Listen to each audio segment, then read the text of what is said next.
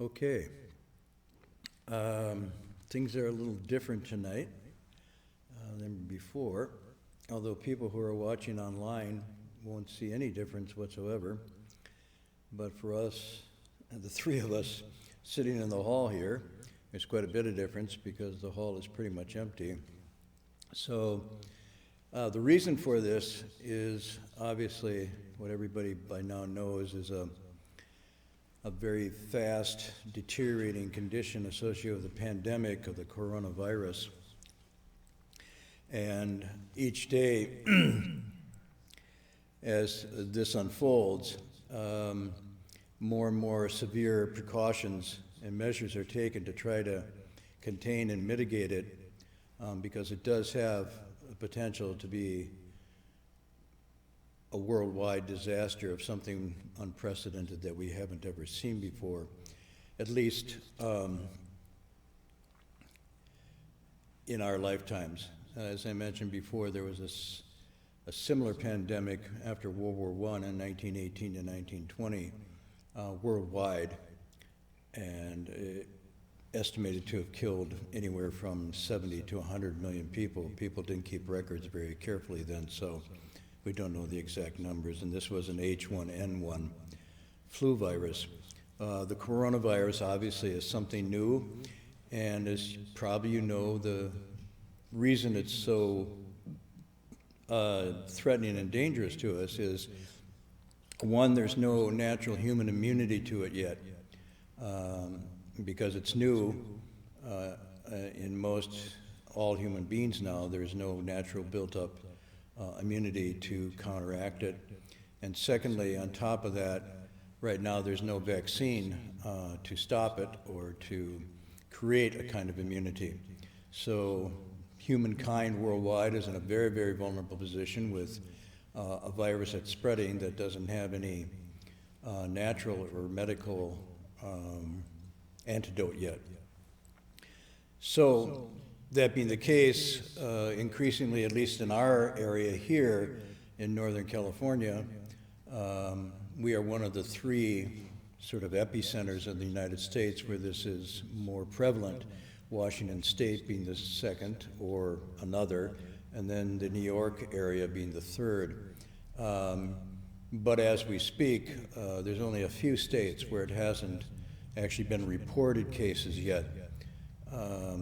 But every index is indicating that it's going to get worse before it gets better, and really no one knows how worse it's going to be or the timeline.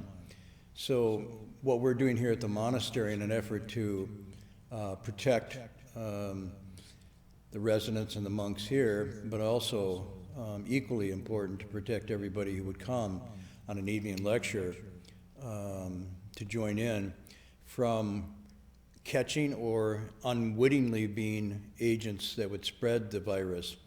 And I say unwittingly because often you can have it without necessarily showing symptoms initially. And more importantly, you can have mild symptoms, but it's during the phase of mild symptoms that you are most infectious. Once it's full-blown, the power to infect others has gone down already.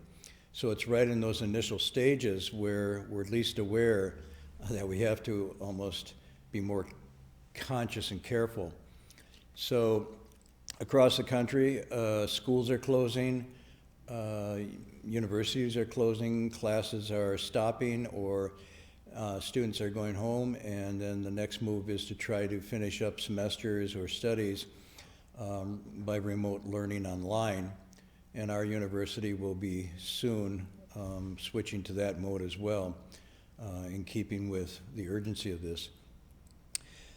So usually on Friday night, we have a room full of people here that you can't see but are here, and it's very important to me to have this room full of people because in my training, I've always been encouraged and trained in a way to keep in mind and keep in sight and keep in hearing the ups and downs of an audience, and to gear the lecture and the material to their changing potentials. And now I just have an empty room. I was actually thinking of borrowing Dharmaster Sure's puppets, because he's got a very good collection of puppets, and putting them all in the hall here in the, on the bowing cushions. But I actually think it's probably better I don't look to the puppets for my inspiration. You can use them to inspire others, but I don't know that I can use them to look at and get inspiration and try to figure out by looking at the puppets what's possibly in your minds and feelings and potentials at this moment. So that being the case, I'm going to have to use my active imagination. There's 3 people in the hall. One's operating this remote camera, and 2 monks are still awake. I don't know they'll be awake at the end of the talk, but that's it.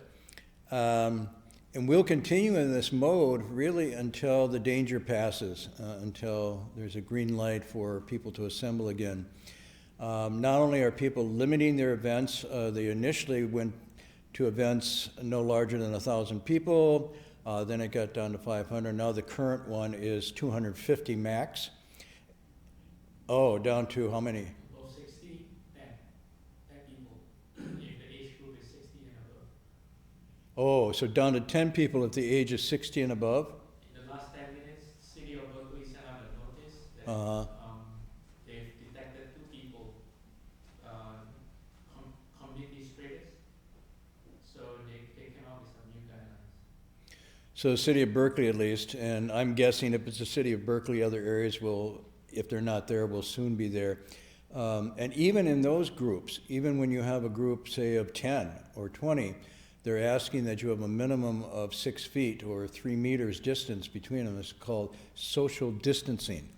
Now, in the Buddhist tradition, we do this a lot, so it's not a big issue. You know, the whole practice of non-attachment and non-clinging, and keeping your head clear, as the text say, like deer wandering in the woods, alone and quiet. It's pretty natural for us to keep social distancing. We're not talking about social cutting off. It's just keeping a distance. So it doesn't feel that unfamiliar in that way. But on the other hand, having no one here is pretty strange. I can hear the echo of my own voice now as I'm talking. So I would urge all of you who haven't kept up on this to stay in touch with this and follow it. And as I said last week, really important to respond to the facts of this rather than the fictions or the rumors that are out there. And there's various places you can go to get good information. Johns Hopkins Medical Center and University is one of the really good sources, and so is the University of California, San Francisco. The CDC is more reliable than not. And of course you have the World Health Organization. And as we speak also, transportation and travel between countries is changing. And so you'd have to go to a watch list to see which countries you could travel to or not. And it's almost reversing so that people coming from the United States now may not be admitted to other countries that they were before, whereas the United States seemed to be the place that was insulated somewhat and had to be cautious about accepting people coming in. Now, because of the widespread nature of it in the United States, countries are also cautious about American residents going abroad. And even in the state of California here, most of us now have taken a very cautionary approach to what we call unessential travel. So I probably myself will not be driving back forth up to the city of 10,000 Buddhas. One, because I'm in that age zone that is once again unprivileged. As you get older, you lose a lot of privileges, but in this case, the vulnerability is for my age group, the older people, because they have less immune resistance and may also have preconditions that make this really hard to fight off for them. Younger people have a better shot at it, but it's just best if you don't get it, or if you get it, to get to treatment early and so forth. So enough said about that. Keep up on it, but what we're going to do is we're going to continue doing this online. If there's any questions, you can pose them, I guess, through, how do they do that exactly? They can just type it in, they can type their questions online. You can type your questions online, and then Locke will get them and pass them on to me. And then, of course, if you guys have questions, jump in. We're back to the Avatamsaka Sutra and to the chapter 9. And I'm going to move on to this next passage, maybe the next 2 verses, reading as such.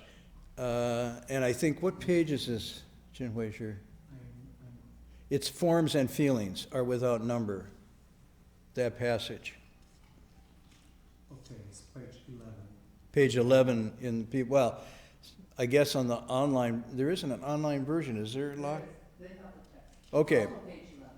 Page 11. Okay, text reads, forms and feelings are without number. Thinking, process, and consciousness are the same. If one is able to know this, then one can become a great Muni. If worldly and world-transcending views are left far beyond, and if one is well able to know all dharmas, then such a one will accomplish great brilliance. And this, of course, is very awkward in English. I think the first line is okay, worldly and world transcending, or views of the world and world transcending, or notions of a dichotomy between worldly and world transcending. If you can get beyond that, not necessarily leap beyond a view, because that's not good English, but move beyond that limited perspective, I think is what it's saying. And if you're able to really understand, now here it's translated all dharmas, it could be meaning here all the teachings, and it could also mean all phenomena. We'll have to look at that a little more. Then that person, someone like that, will realize or manifest great brilliance, rather than, the Chinese here is to Chung, and Chung really has to do with almost like rising to or embodying or and realize in the sense of making real in your own person.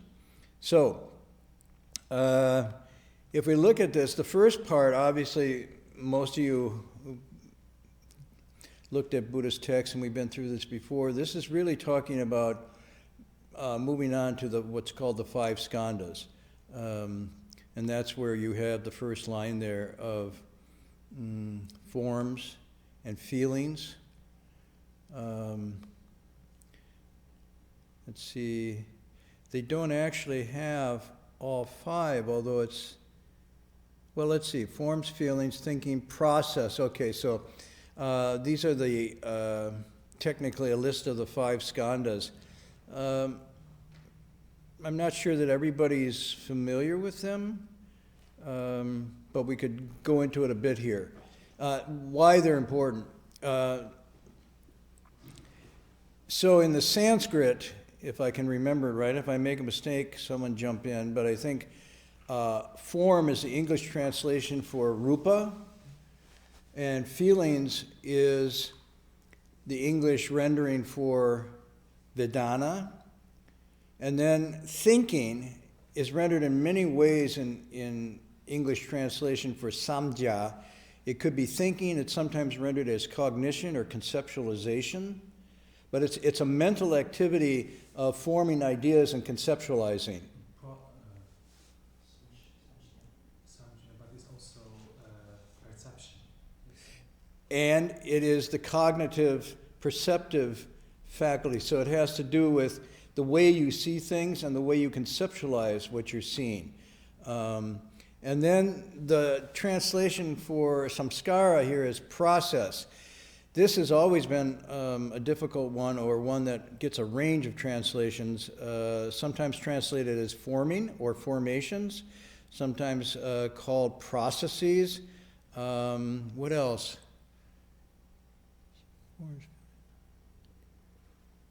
Anybody else know of different translations of that?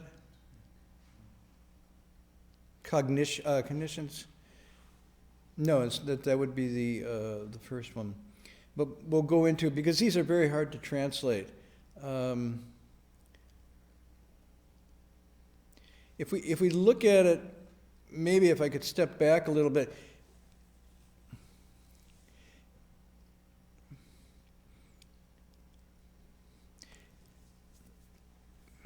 So the Buddha, upon his practice of self-cultivation, was really looking into the nature of reality.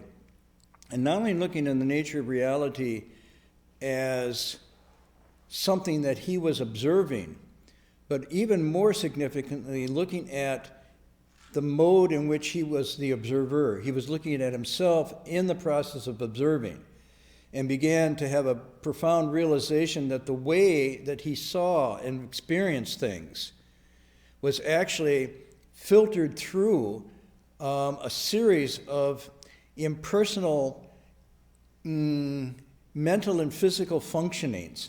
And he called these the five heaps or the five skandhas. And basically what he was saying was that the whole field domain of one's living experience, of what we experience as, in a living way, can be defined and understood in terms of these five skandhas. And on top of that, what we take to be a permanent, stable, unchanging self, or sometimes people say soul, does not in fact exist within this field of experience. That is an imagined projection that has no basis in reality. And because it's imagined and because it's fabricated, doesn't mean that it doesn't have a really powerful hold on what we think we're about.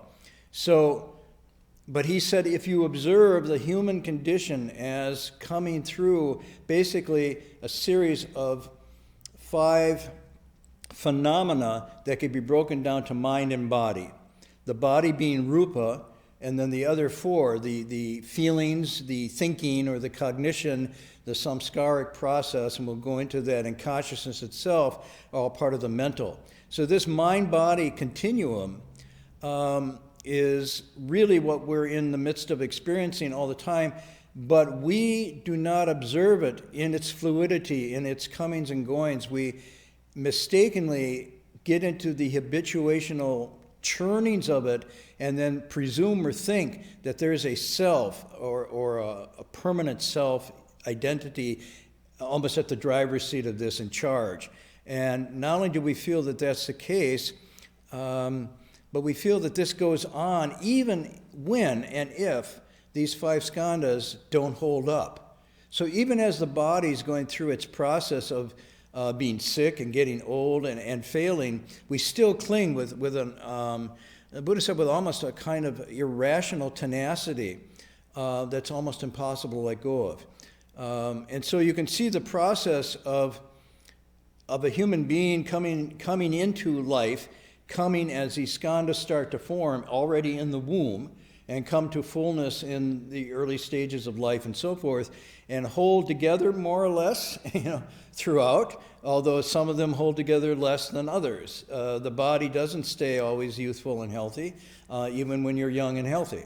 It can go, but it certainly, even if you don't get it immediately in various moments, acute moments of challenge, your feelings get challenged. The first time you lose the thing you love, and all of a sudden you realize, hey, feelings are not as satisfactory as I thought they would be. They're rather unpredictable and they're unreliable. But the same thing the first time you experience sickness or death, there's this moment, the Buddha called a moment of clear seeing, where you actually see that skandha as a temporary held together composite, another way to think of it. But then quickly, as soon as those acute moments pass, we go back with this clinging to it and pretending it's real, and it goes on forever. And the process of self-cultivation, especially if you look at something like the Shurangama Sutra, where it's going through a series of getting liberated from attachment to the skandhas. Not necessarily eliminating the skandhas, but eliminating one's attachment to them and reading into them something that they don't have, is a process of meditation. And if you look at the 50 skandha states in the Shrangama Sutra, you'll see that it's explaining, as you peel the layers of this onion away, one by one, these layers of identity and so forth, and dismantle them, take them apart to see, gradually you go through states both of liberation and deeper understanding. And so eventually, and the onion is a good metaphor, I'll give some more later, but the onion doesn't have a core, unlike a mango or what are some of the other ones. Even an apple sort of has a core with a seed. You peel away the onion and there's no core there. Now I'm using this, I don't know the Buddha used that as he used other ones I use, but that's a pretty good one to describe the peeling away for dismantling and seeing through this fog. And the fog the Buddha called avidya, which means literally not seeing things clearly, and sometimes translated as ignorance, but it means a kind of natural in the sense that an unexamined assumption that human beings have, falsely projecting a permanence and a permanent self on top of this layering of this constant influx, fluctuating, impermanent series of five phenomena interacting. So in a sense, you can undergo a corrective of this. You can undergo a kind of investigation of this. I don't necessarily feel it has to be religious. I think we, all of us, do this to some extent. As we go through life, we question this, we look at this, we have doubts about it. It haunts us in a way. Because the idea of the permanent, enduring, permanent self is really hard to hold on to. There's so many things, the coronavirus, for example, that just push against it and remind us that we are frail, that we may destroy ourselves with atomic bombs and wars, but sometimes the smallest things that we can't even see with a microscope can take us out. Very humbling and very real. And so people in this moment, when there's this imminent, I would say, existential threat, get a kind of an acute awareness that there is a fragility and an impermanence and an unreliability to not only our bodies, but the world that we're living in, which is an extension, in a sense, of the skandhic phenomena. There's also, if it's not acute, it can be more acquired over time. So even if you can avoid these contemplations early on, eventually, through process and decay and degeneration, or what some people might call atrophy, in a scientific words, I think that's the word. Is it atrophy? Is that the? Anybody know? I'm trying to think of. I was just reading a new scientific paper on this. See if I can find the reference to it. It's quite interesting. Yeah, it's a. May not be atrophy. Let me see if I find this here.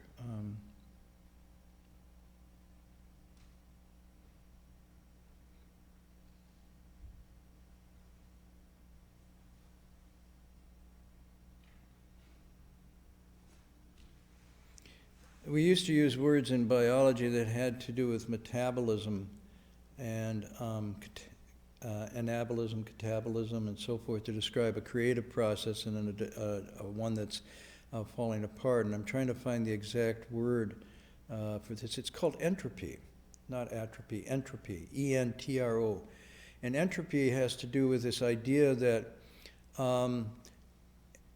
there's a two-step force in sort of the process of life and evolution, where you have a certain expansion and use of energy, but at the same time that declines. So the use of it leads to a declining thing, and so this eventually the entropy starts to wind down. For example, the sun is putting out huge amounts of energy and radiation, but it's also in an entropy. It's also in a stage of declining simultaneously as it puts it out, almost like these go hand in hand. So I'm just saying in the entropy model, we too are vital and we're putting out energy, but almost unawares there's an entropy occurring as we decline and get older. And that's why I'm saying I don't think it's necessarily you have to contemplate this religiously. I think it's psychological. I think it's something that's available to everybody. But it takes a certain kind of stepping outside one's own paradigm. And you could say the ego, the self that's created by this avidya projection, is kind of like a paradigm paralysis. It's like being stuck in a self-referential system that, even though there might be data challenging that, we selectively ignore it or don't allow it to be in, which is one of the definitions of paradigm paralysis. So we get stuck there. So sometimes it takes contemplation, sometimes it takes a text like this, sometimes it takes a life-threatening or near-death experience to sort of shift the paradigm a little bit. But many philosophers, and not just Buddhist, Western philosophers included, felt that the purpose of the engaged and meaningful life was to address this fully and vitally while one was alive, that this was the big matter. Everything else compared to this, we're born, we age, and we die, and that's a fundamentally strange, mysterious thing that we don't really know the why and the wherefore of. To investigate that, to make sense of that, and to actually make life meaningful had to do with looking at that question and not avoiding it to the best of our ability. And they had different ways of doing it, but this was not necessarily Buddhist or religious. You find this in the early Greek philosophers, you find this throughout the Middle Ages and into the modern. It's still probably the one question that doesn't seem to just go away. And even with all the advances in science, I would argue that it not only goes away, but it becomes more acute. It becomes more finely framed because we realize that a lot of our imagined projections, whether they were poetic or religious, really don't stand up to the scrutiny of a clear, factual look at it. In fact, you could say, I would push it a little further and say, I don't know that modern science would claim or assert a permanent, unchanging ego core self. I don't think that's viable. Now, dealing with the consequences of that fact, that's another story, but at least asserting that fact, I don't know that they would make that statement that that's what it was. So, these things are fabricated, they're glued together, but they're really just an impersonal, impermanent, fleeting, what you call psychophysical phenomena. And the Buddhist approach to this, in the Fourfold Path, says the Eightfold Path is about investigating this. It's getting at this. So you have there's this unsatisfactory state that we have from the avidya, unawakened mind of the self, and the self being eroded, threatened, and whatnot by forces of impermanence. But that's the unenlightened view. Once the enlightened view of a self is there, and then the facts of impermanence hit it, this results in dukkha, or suffering, dissatisfaction. It's not to say that life is suffering. That's not what it's saying. It's saying the unawakened life is unsatisfactory and suffering. That's a different thing. The next step, though, that the truth would make, that only makes sense if you can give me some basis to say, what is the cause of that suffering? Is it in these external phenomena? Because if it is, I'm going to work really hard to eternalize them, or to stabilize them, or to keep them from getting at me, and so forth. And Buddha said all these approaches are doomed to failure because the problem is not in that. The problem is in this craving and avidya at the root that causes the misperception, the creation of the false sense of self, and the inability to accept and see things as they really are. So then the third truth has to do with, really, if you go into the psychological way, a proposition that this suffering, this dissatisfaction, this angst can in fact be dismantled, penetrated, and eliminated. And then the fourth one, which is the most important, is how you go about doing that, which is called the path, or the Eightfold Path. So in that process, it's a way of sort of systematically coming at the Five Skandhas, and as this verse goes, this is, if you can contemplate in this way, if you can see them in this way, you're on your way to liberation. And I think the text says a great muni. Is that the line? Yeah, you become a great Muni, but the knowing of this has to be visceral and direct. It can't be just intellectual. And so in the process of cultivating this, there's a series of both psychophysical challenges and liberations you go through, awakenings, if you will, in untangling these or taking these apart. But it requires effort. It requires a steadiness of mind to stay on this topic, to stay on this investigation, and it requires a sort of ethical character or a clear conscience or a karmic sensibility that keeps you from muddying up the waters of perception with cause and effect that creates blowback.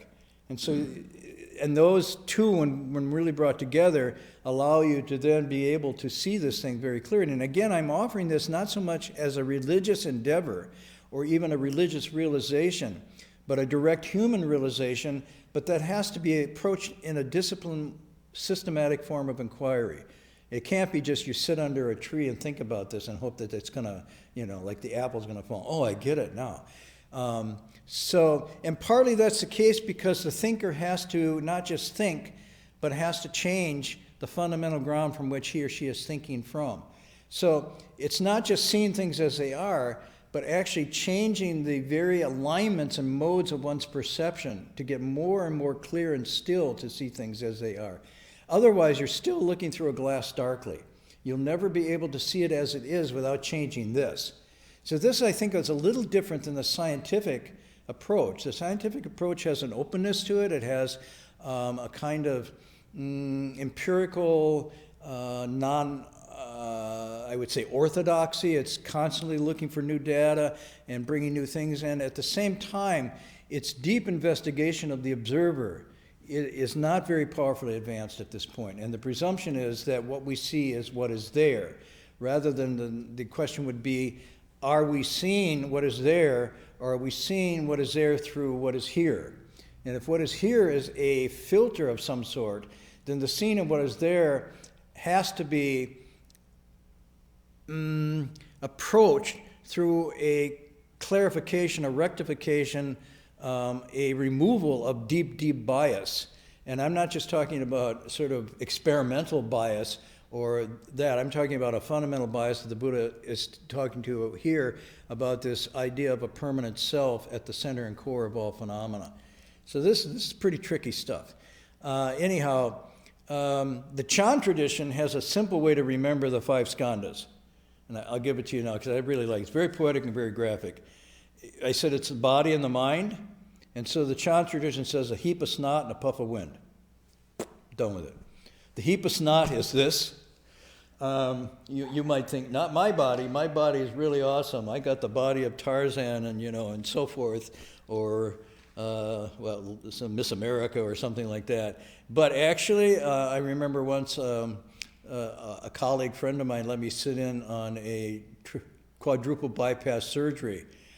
I scrubbed down, went into the operating room, stood next to him as he worked on the heap of snot.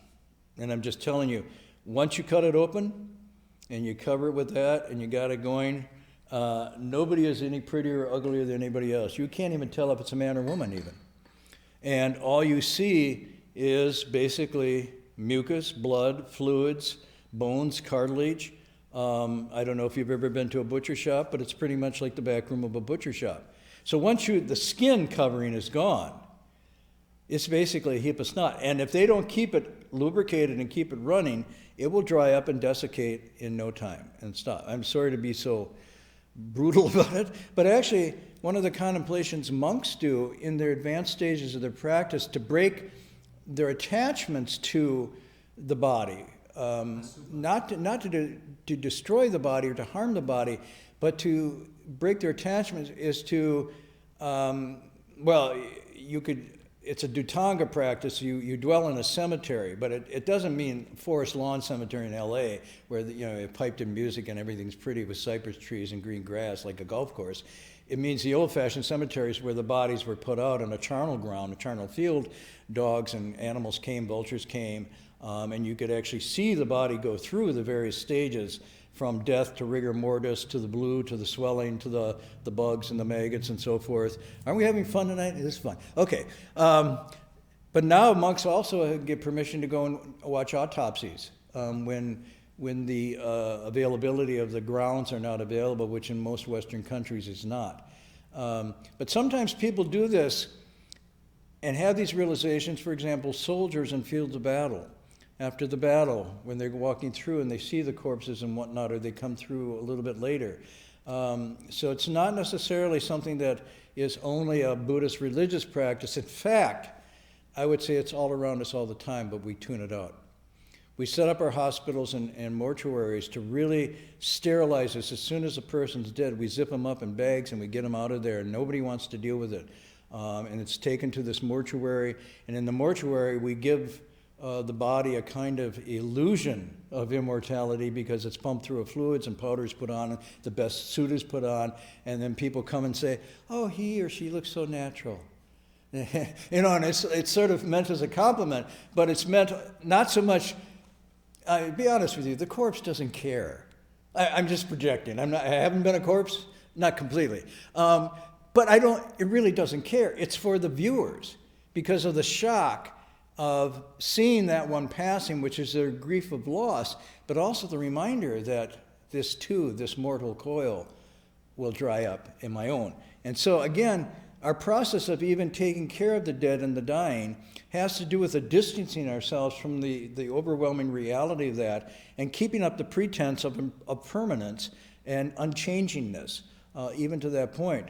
So anyways, there's much I could go into in this, but basically what the Buddha is saying, the 5 of these arise in the process of becoming. They hold for a while, they break down and fade away. Birth, maturing, sickness, and death. And then they constantly change also from instant to instant.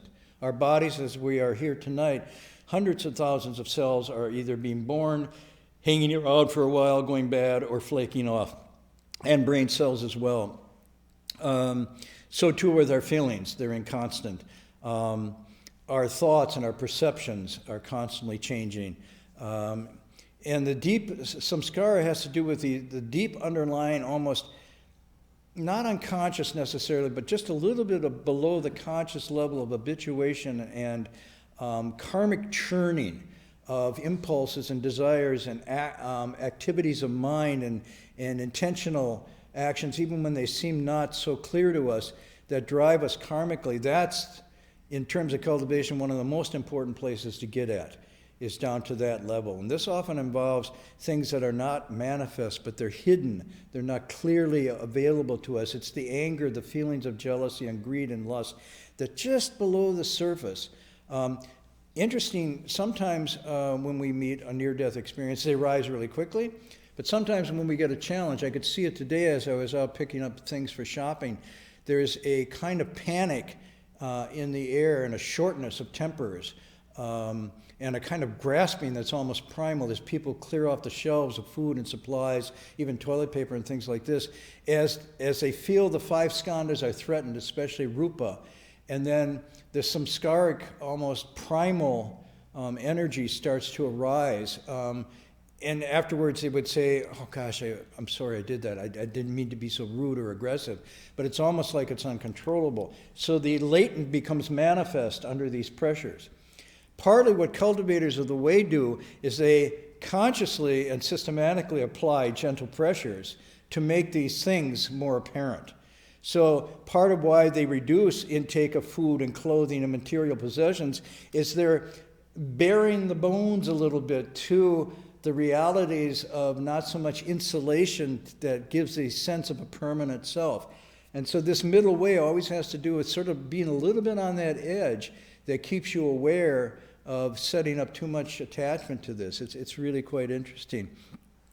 The line from the Buddha, and this is from the Samyutta Nikaya, which is a very graphic metaphor. So he says the body or form, and I mean all materiality, all that has substance, and I guess what you would say, what's the word you have in physics? It occupies space, and it has, is it weight? What's the word you? Mass. This is form, and I include the body. He says it's like a ball of foam. This is wonderful. If you've ever walked along the ocean, the waves come in, you'll see this white foam, like the top of a root beer float, and it's floating around. But he says the body's like this ball of foam. It's there, but that's the first one. He says feelings are like a bubble of water. Perception, cognition, is like a mirage. And if you're ever, if you're traveling, you go down the road, especially on a hot day, and you look ahead, you swear there's a big puddle or a lake in the middle of the road because of the mirage reflection of the heat and the light and so forth. But he's saying basically our ways of perceptions are actually mirages. It's pretty powerful. And then this one's samskara here is translated in this, I don't know who translated this version of Samyutta Nikaya, but as volition. That was the other one. So we have formations, we have process, we have volition. And volition goes down to intentional action, but it can be very subtle.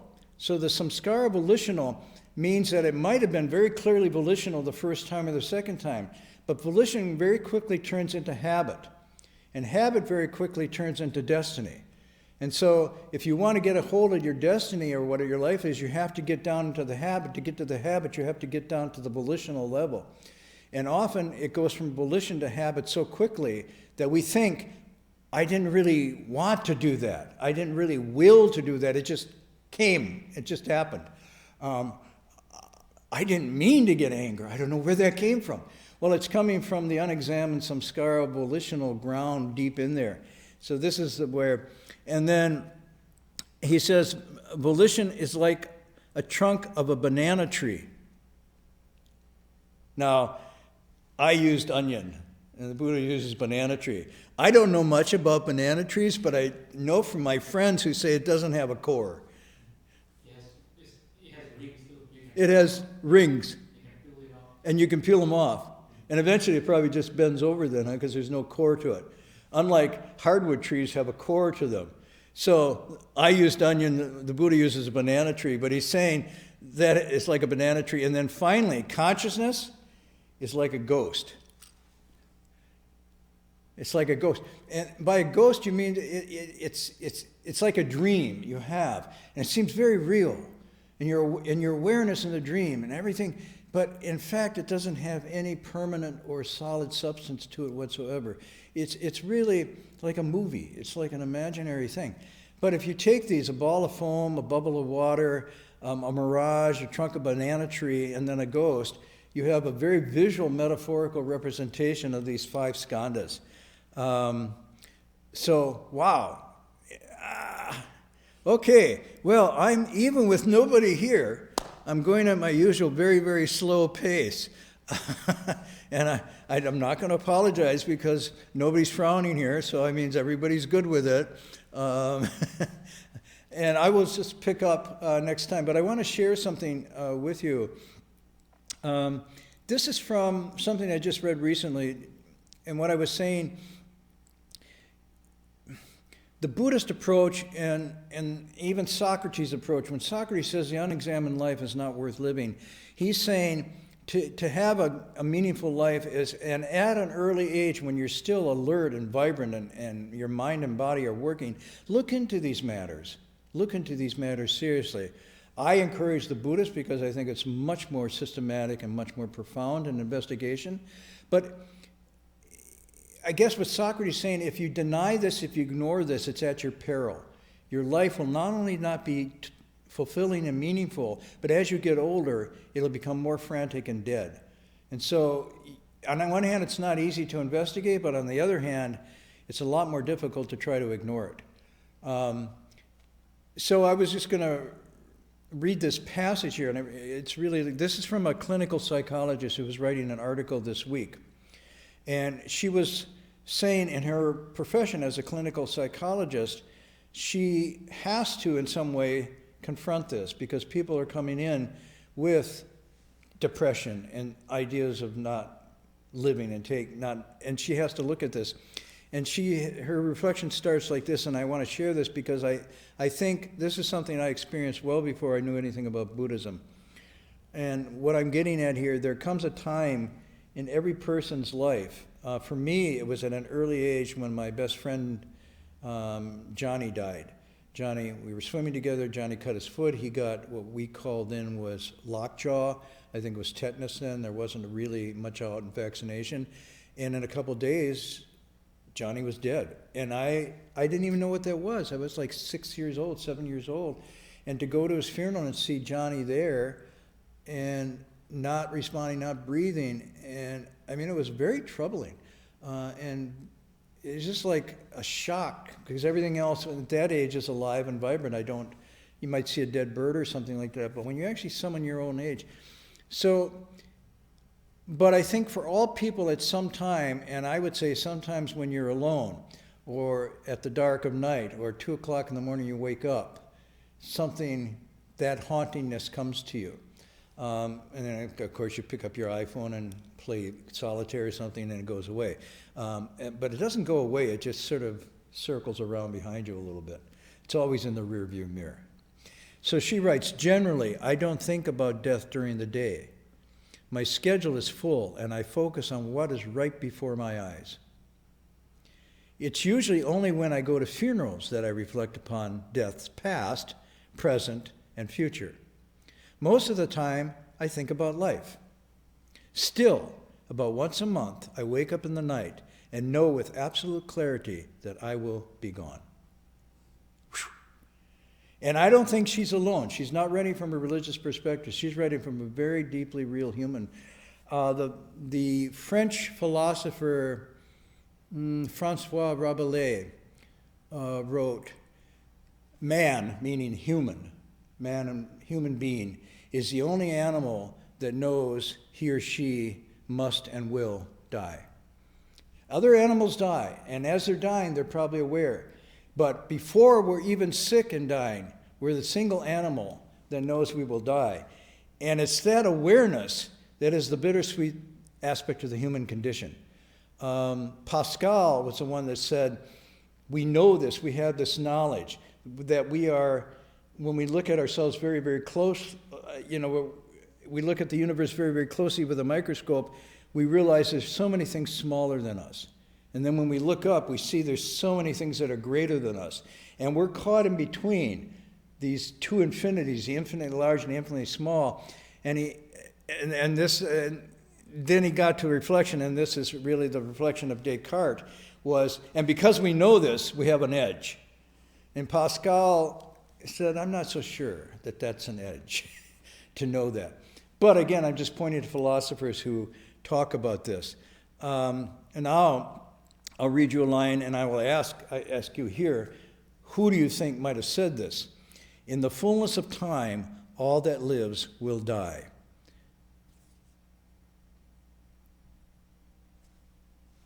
In the fullness of time, all that lives will die. Sounds like a poet. Sounds like a poet. Could be Buddha.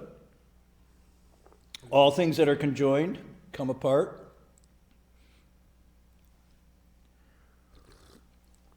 Contemporary physicist. Contemporary physicist. So that's what I'm saying. So it was based on observance rather than... This is a...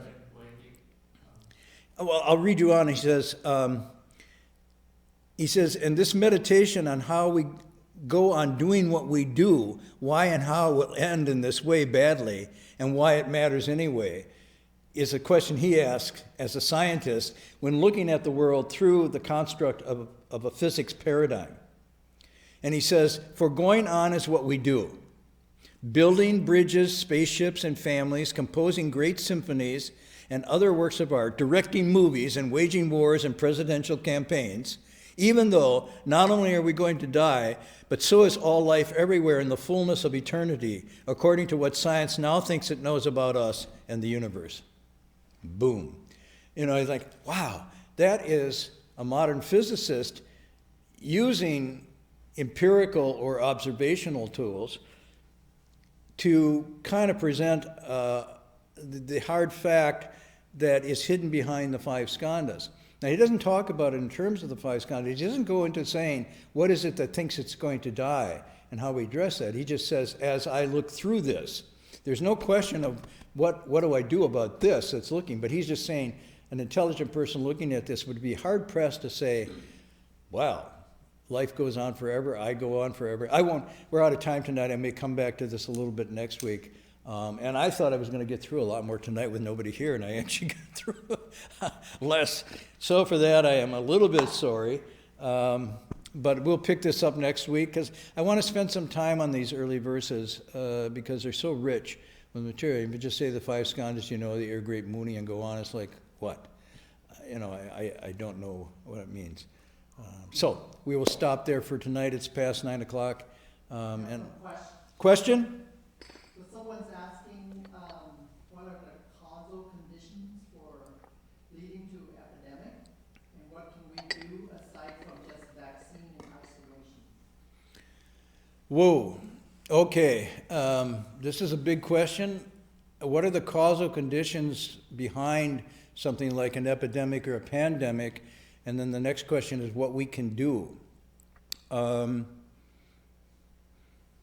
If I turn to the person I just quote here, he'll be talking about DNA and RNA.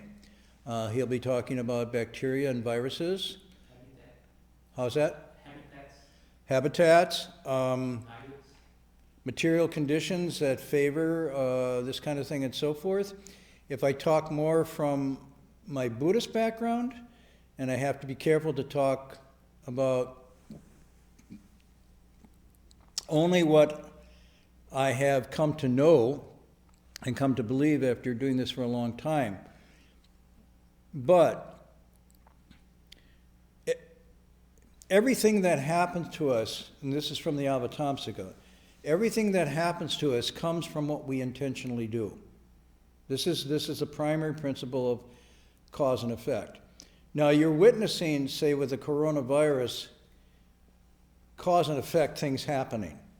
You can observe if the virus goes here, if it's inhaled, you can actually predict the trajectory it's going to take on wrecking the lungs, letting bacteria then in, ending with a flooding, a pneumonia, and death. Okay, so you can observe cause and effect. But what precedes that? What precedes, say, the arising of viruses? If the text is right, then somehow on the causal ground, on the deep causal ground, there are actions, intentional actions, that we do that set in motion a chain of events and repercussions, both positive and negative, but they don't necessarily come out of the blue. They have causes. It's an Aristotelian sense. Everything that is an effect has a cause. But the Buddhists don't go to say, oh, there's a first cause of which there's no cause prior. They just say it's infinite, okay? So the question here is, on something like this, and I think what the questioner is asking is not necessarily asking the immediate biological cause, but what is it that allows us? And if we look at the text, we can take something, for example, from, again, the Avatamsaka. If there is much disease and shortness of life, well, first, I'm jumping ahead. I think this is probably, it's in another chapter, but the text goes through 10 human actions that result in karma. They're karmically created and they result in effects. The text says, if you kill and take life, then in this life or in a future life, your next life, or in future lives, in the three dimensions of karma, you yourself will undergo a retribution of shortness of life and much illness if you kill and take life. And then it goes through stealing and so forth. So if that's the principle, I'm being careful here to give principle and just say, then if we have a situation where we have illness, profound illness, and shortening of lives, it's somehow then, in this causal network, associated with the causes and conditions of killing and taking life, of harming life. In a similar way, there's a statement, if you want to understand why there's wars in the world, listen to the cries of the slaughterhouse at midnight. So it seems to be saying that our relationship to the planet, to the world, to living beings, is in a dynamic interactive mode. It's not fixed or fated. By our actions, we can facilitate that, we can harmonize it to some degree, we can make it more pleasant and durable. Naturally, it will go, that's not the point. But the conditions under what it's called your dependent retribution, the environment that you live in, is karmically created, karmically sustained. Just as your body. So on a micro level, you just say, okay, what I put into my body, what I eat, what I watch, what I drink, what I shoot up, blah, blah, blah, is going to change that body in my lifetime. And it's going to shorten my life or lengthen my life. Okay, so you take that principle and you say, on a long term, over spans of time, the same principles are operating, but we don't see the causes. So on these, I would just say it's interesting to me that these particular viruses are coming, jumping out of the animal population across the species into the human, whereas before there seemed to be a barrier, and it's not.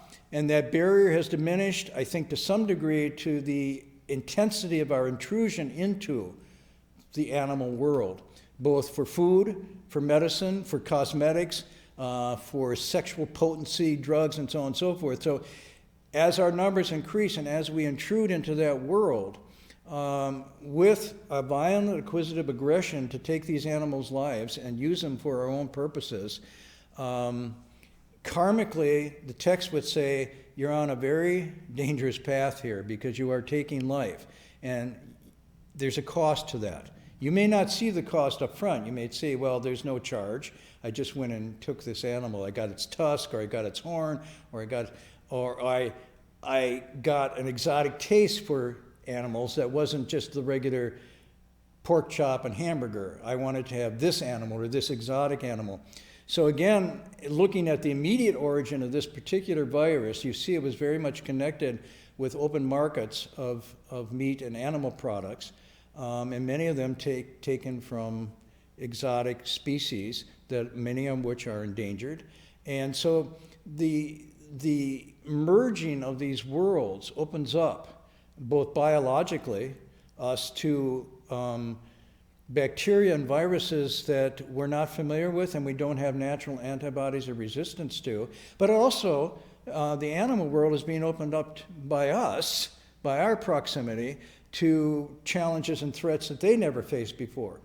But as we start to blend these worlds, especially out of an attitude of acquisitive greed, karmically, there's a return for this. I can't say with total prescience, I don't see it in that way. I'm just explaining principles. So it seemed to me that taking care of our environment and taking care of other living beings with compassion and kindness and a sense of giving space, respecting their will to live, would go a long way, even biologically, to keep up these natural barriers that could protect us. But once we start intruding into that, I think we're inviting this kind of thing. So I don't know that that answers the question, but it more points into direction of leaving a smaller footprint, not intruding so much, curbing our greed and our appetites, showing a reverence for life, for other creatures, and knowing when to stop, knowing when it's enough. Because this cannot go on. And we're seeing the same thing. You could say, well, the viruses are a kind of blowback from the natural world, that something's out of balance. But so is the temperature and the global warming. And there could be, at some point, we're going to see, if we had the vision to see, there's a profound interlocking relationship between all of these phenomena.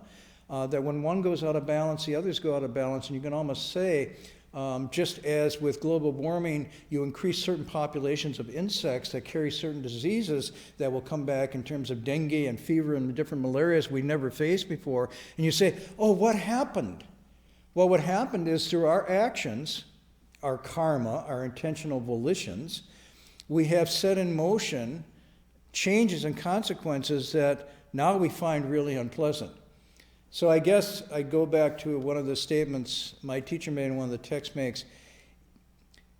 Ordinary living beings mess around with their causes and then wail and moan when the consequences come, the effects. Enlightened beings pay attention to the causes and don't try to then manage the effects. So if one wishes to change the world and avoid these calamities and disasters, then you have to start in the smallest of places and look at your intentional actions and consider the impact it has on you, the people around you, and the natural world, and get in step. I mean, you could say what Dharma means is to get in step, to accord with things as they really are, and not consistently push ourselves arrogantly out there as we are the measure and the master of all things. Even the Greeks knew this. But I would say, if you really look at it, there's a very strong cautionary tale here, and we have much more control over this than we think we do in the conditions that give rise to this. Yeah. Listening to you is, I had thought all these are actually conditions that we created ourselves. It's not like it came on a meteorite from outer space. It's global warming, Yes. virus. It's all conditions that we created ourselves. People don't hear what he said, but he was saying it seems almost obvious that these are coming from conditions that we create ourselves. It's not like some meteor just landed and released all these viruses and said, oh my God. Or, I would say, or some God is punishing us. It's just another meteor version. It's out there. It's just, I'm sorry, the word SH happens. It doesn't just happen. There is cause and effect operating. It might be very subtle. It might not be, it's not even subtle. It's actually very obvious. We are covered over, so it seems subtle to us, or it seems obscure to us.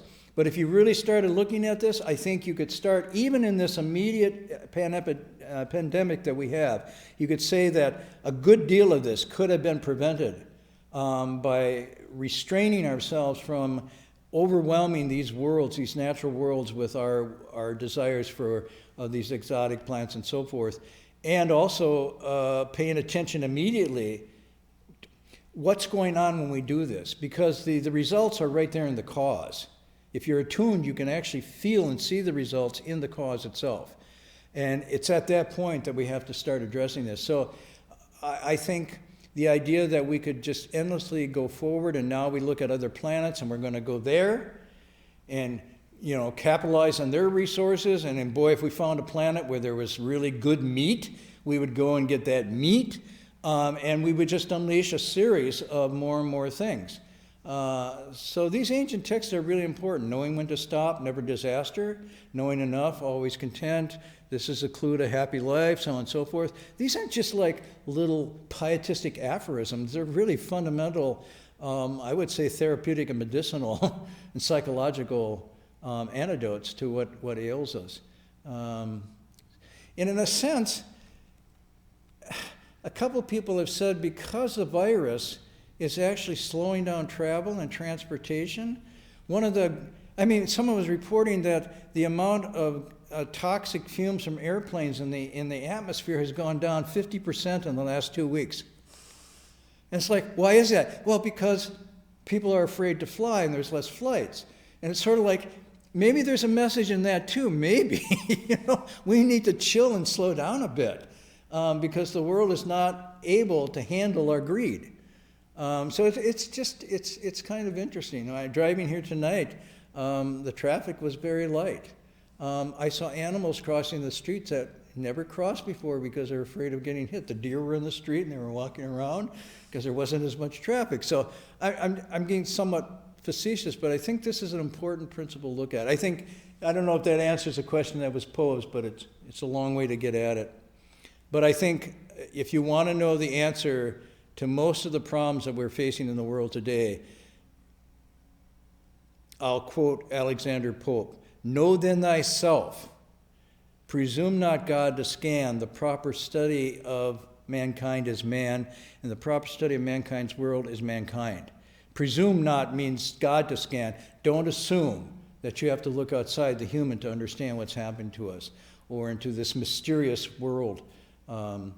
Because the same kind of basic carbon structures, DNA, RNA, that's going through these viruses go through all life forms. So it's really a question of balance and harmony and not a question of these are threatening. They're only threatening because we've allowed this stuff to get out of balance. So that's my humble thing. I'm sure I probably teed off a number of people here, and I don't apologize. If you have some better ideas, send them in. Anyhow, we'll stop here for tonight, pick up next week. Do you want to make some announcements? He stayed awake, so he's going to announce. Yes. Yeah, I think you probably go with this. Maybe Okay. be able to be heard. Yeah. So, due to this difficult circumstances, the Sangha community here at Berkeley Buddhist Monastery decided to temporarily stop any classes, in-person classes. So, included meditation and evening classes. So tomorrow will be also online lecture by Rebbe Heng Sure. You can watch it through YouTube. By the way, maybe Heng Sure will tell us, but I just heard there's a number of cases now in Australia as well. Right, it's actually everywhere, unfortunately. So we don't have any activities here in the monastery right now. I know that other teachers, like Thursday night, James Barras is thinking to establish some connection through Zoom. We probably can update in our website will we have. Yeah, I think they already get the email from James. The email, so maybe you can also post on our website that people, or you can go to the Inside Berkeley Meditation community website, and it will be offered some meditation, online meditation and instructions and lectures. I heard that on Wednesday, Stephen Tainer also is deeply considering to move online, but we didn't hear it, we haven't heard yet how it's gonna happen. And maybe I can encourage you to take this time, all of you, talking about stopping. It is a good time to stop in your home. And of course, monastery is the body mind, I was saying, place of awakening, but the real body mind is our mind and heart. And this given conditions could be a good opportunity to quiet our minds. And maybe it's good to daily meditate in the morning or afternoon. And I know that people have many times, we have many devices to distract us even more during this time, and we can use all our Asian devices to calm down, to bring harmony to our consciousness and hearts. We're also thinking to provide some support, I can say, or some practice online. We're considering, for instance, every day to recite Guanyin name for 30 minutes.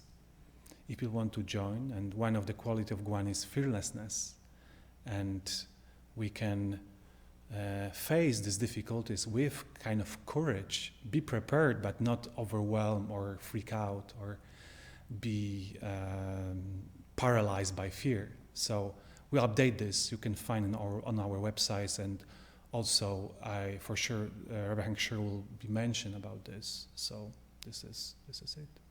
Yeah, and as you were talking, I was also thinking, although I'm a bit of a Luddite and have been and will continue to be critical of digital technology, the capture of human consciousness by all of this, at the same time, there is a good side to this in that we're able to continue an investigation of something like this ancient text, the Avatamsaka Sutra, and share it with people. Even though it's not ideal, it's still being put out every Friday night and tomorrow night, Saturday night. And the world needs this kind of light always. It'd be easy to sort of, for us, just to hunker down here. But as long as I'm able and healthy, I will continue to come on Friday night and look into this text online with everybody and keep that going, because I think keeping this in the world is probably the most underappreciated and most important resource that we have for our well-being.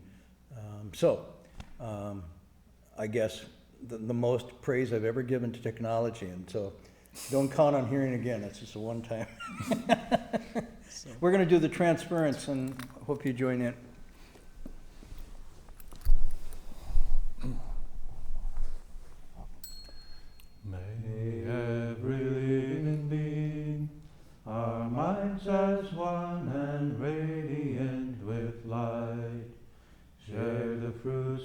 peace, with hearts of goodness luminous and bright. If people hear and see how hands and hearts can find in giving unity, may our minds awake to great compassion, wisdom, and to joy. May kindness find reward. May all who sorrow leave their grief and pain. May this boundless light break the darkness of our endless night. Because our hearts are one, this bird of pain turns into paradise. May all become compassionate and wise. May all become compassionate and wise.